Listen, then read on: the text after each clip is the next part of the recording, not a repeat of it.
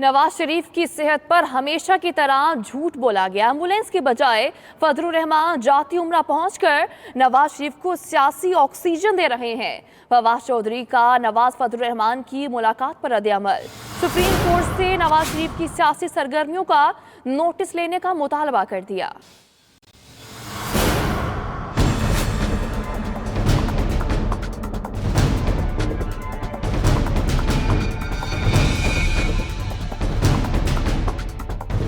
विफाकी वज़ीर इत्तलात व नशरियात फवाद चौधरी ट्विटर पर सरगर्म। अपोजिशन रहनुमाओं पर एक बार फिर बरहम। फवाद चौधरी कहते हैं, नवाज शरीफ तो इतने बीमार थे कि सुप्रीम कोर्ट को बताया गया था कि अगर जमानत ना मिली तो जान को खतरा है। हमेशा की तरह झूठ बोला गया और अब एम्बुलेंस के बजाय फजलुर रहमान वहाँ पहुँचे हैं और मियाँ साहब को सियासी ऑक्सीजन दे रहे हैं। अदालतों को इसका नोटिस लेना चाहिए।